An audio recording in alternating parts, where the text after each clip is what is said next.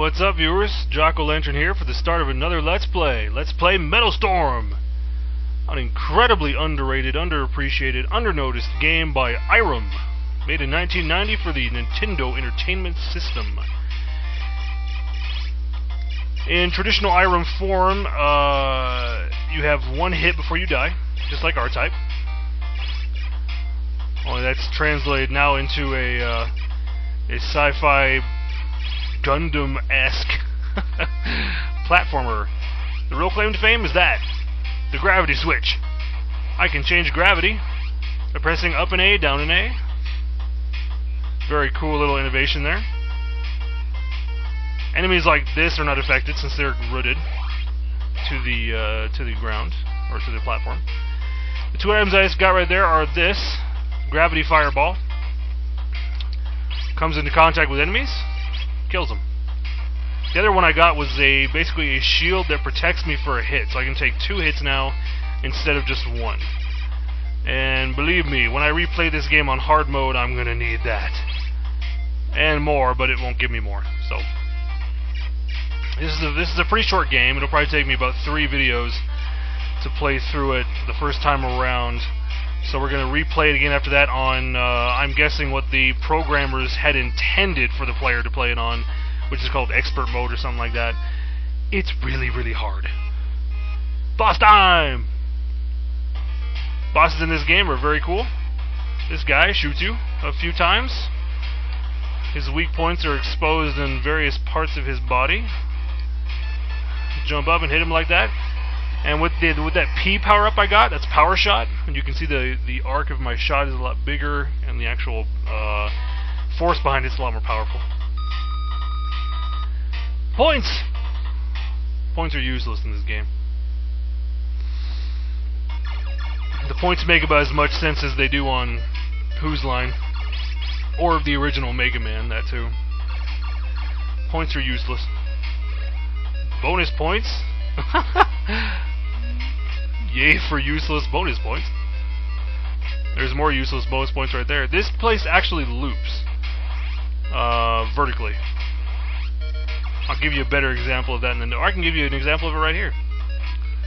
See? And we loop right back here. Keep going and going. But we're not, because that's stupid. This place loops too.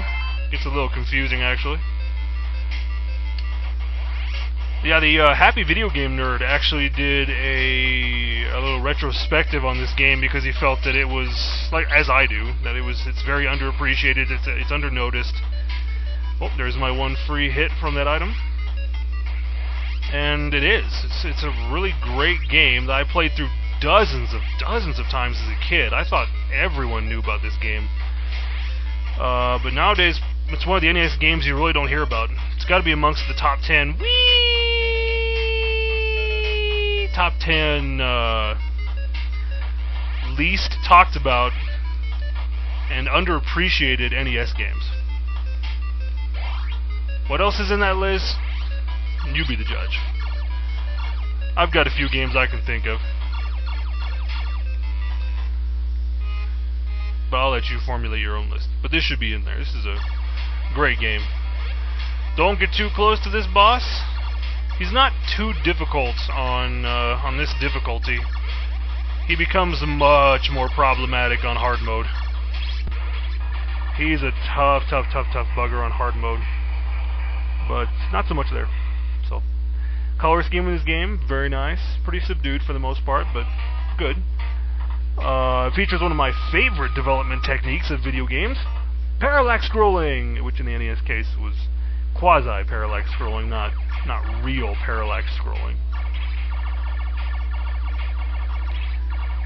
You saw it in the first 2 stages. I think the actual rate of movement of that vertical track up the top there is the same as the horizontal, so I don't think that's not the quasi-parallax scrolling.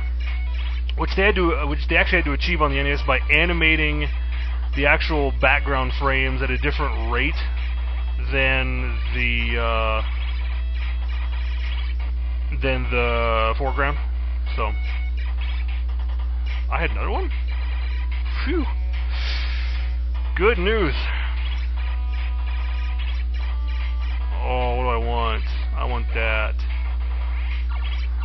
don't get hit.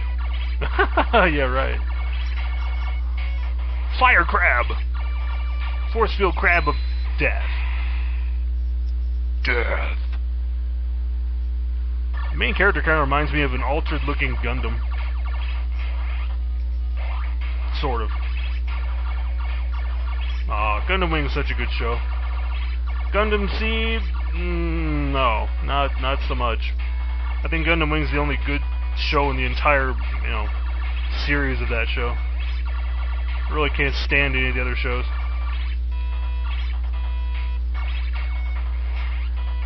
Yeah, that crab's arms, if you didn't notice, are altered later on, even by gravity.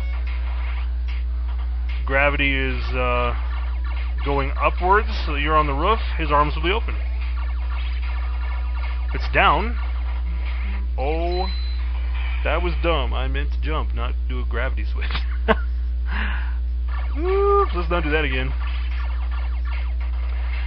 Yeah, on hard mode, as you'll see later on, there's more enemies on the stage, on the screen at once, which isn't so hard in the first two stages, but becomes very difficult, especially in stages like this and later on. Bosses are also much harder. I mean, it's literally it's cranking up the difficulty about 3 notches. If this is easy in the traditional sense, then the master difficulty on this game is somewhere around extreme.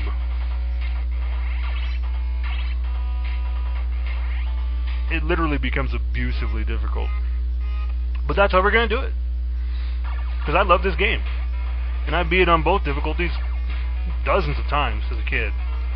Played this game so much as a kid, it's ridiculous. This boss will follow you wherever you are, so don't move over to another spot so fast. Trying to dodge him when he moves diagonally is really hard to do. Wait till he moves, then move across the lasers, however you have to.